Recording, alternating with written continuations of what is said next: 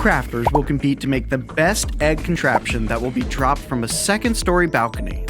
Craft sticks, bubble wrap, cotton balls, glue, lots and lots of tape, and an egg. Will it pass or will it fail?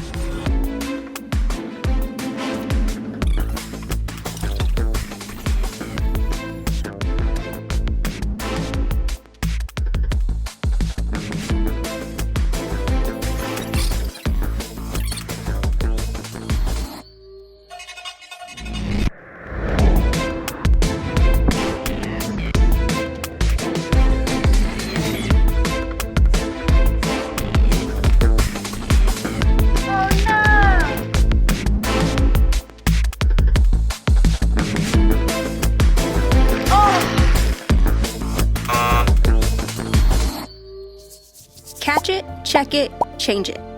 You can catch any thought you have, and you can check it with what God says is right and true.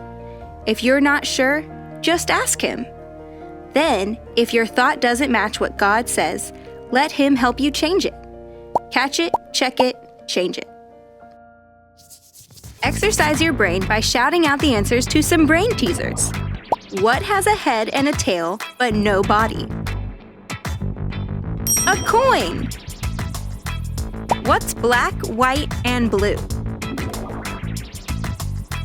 A zebra who feels sad. What never gets any wetter, no matter how much it rains? The ocean. Thoughts are powerful little conversations you have in your head that no one else hears but you. You know, thoughts like, what if I fail my test? He's always making fun of me. Will my friends be there? My stomach hurts. I want to go swimming. Thoughts can start off small and go away quickly, or they can grow to be so big and so bad that they ruin everything about your day. Because we are born with the desire to do wrong things, most of our thoughts are not ones that please God. We think about ourselves a lot, and many times we will find ourselves thinking about things that aren't true or right. The devil tricks us into thinking lies, and if we don't pay attention, those thoughts can get us into big trouble and make us feel terrible inside. But God created us to have minds that think, and He gave us the ability to catch our thoughts. When we do, we can check them to see if they match what He says is right and true. God's words have power and can change any thought we have. And when we let Him change the way we think, we'll see that thinking the way God thinks is totally what's best. Think about what is right. So, I've been thinking about Miriam. Auntie Miriam? She's probably making it rain bingo chips with all of her friends as we speak. Bingo! Not your Auntie Miriam. Miriam in the Bible. Never heard of her. Was she a bingo queen too? Not exactly. She was Moses' sister. And there's a lot in her story that we can learn when we look at her thoughts. Oh yeah, I know Moses. He was the guy who convinced that mean Pharaoh to let God's people, the Israelites, go free and lead them through the desert for like a zillion years, right? That's the guy. But it was just 40 years. What? Close enough. And wasn't Moses the guy God told to hold his stick out over the Red Sea and watch it part? Yep, right again.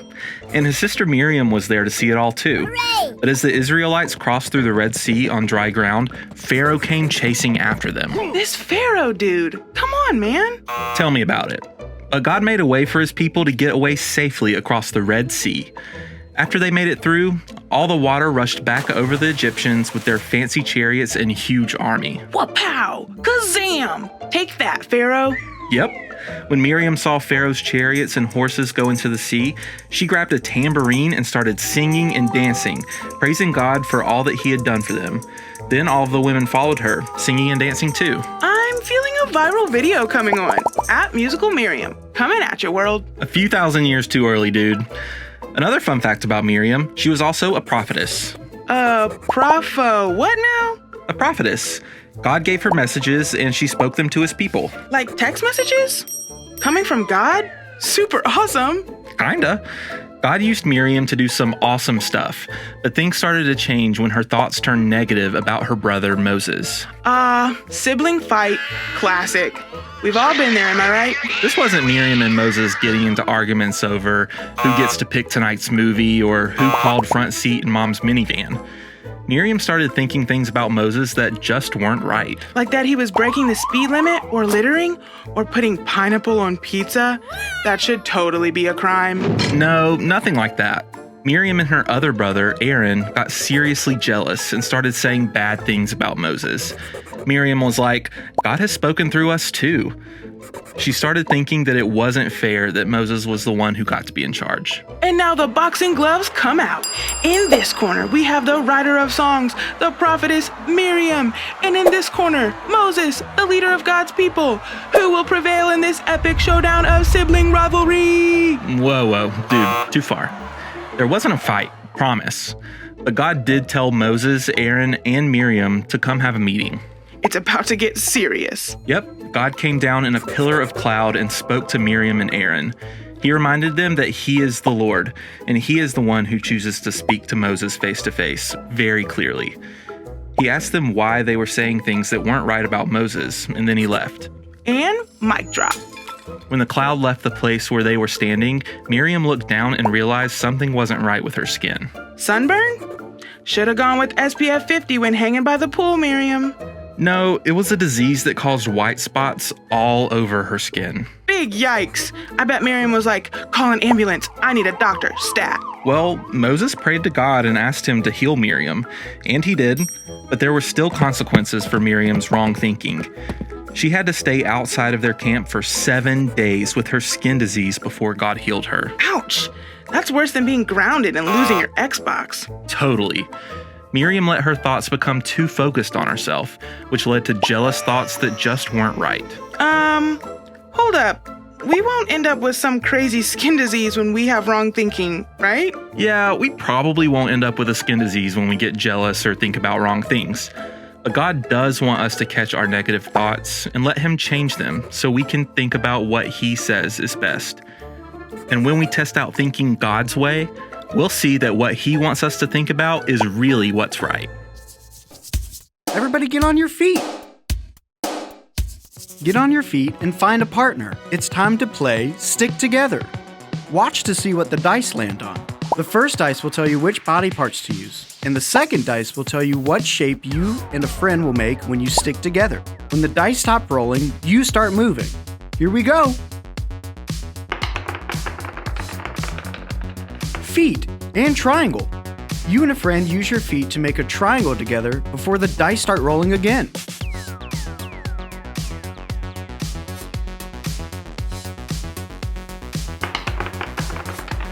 Arms and heart.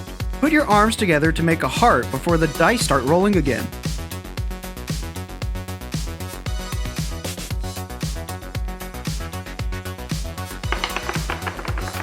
Fingers and diamond. Stick your fingers together with a friend to make a diamond before the dice roll.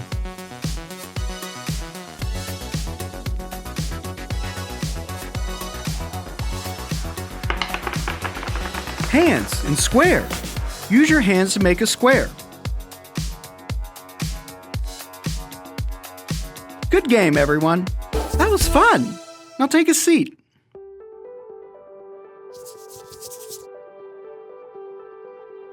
Meet Charlie.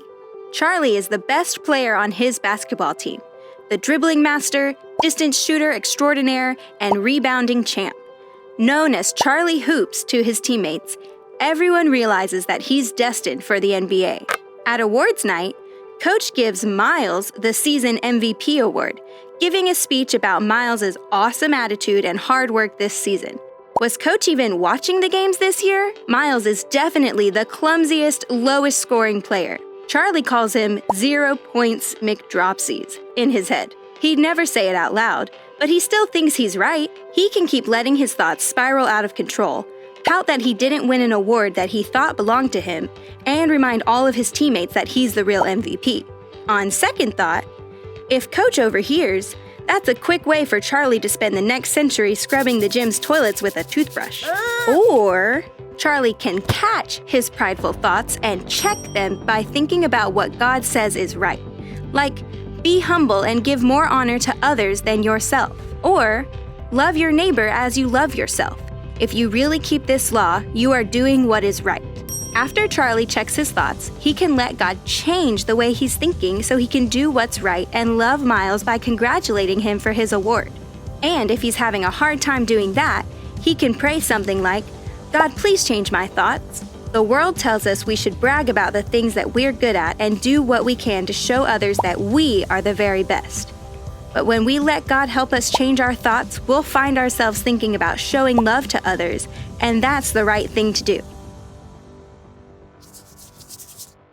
Think about what is right.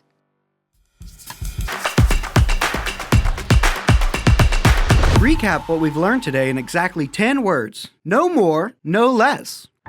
Thinking, Selfish thoughts, is not, right. think. About Others? two. Yes! I Can think about what is right when I get jealous. Miriam's thoughts became focused on things that weren't right. Kaleidoscope, thingamajig, trapezoid, xylophone, stop me! when a mean thought pops In. my Mind. catch it. Yes!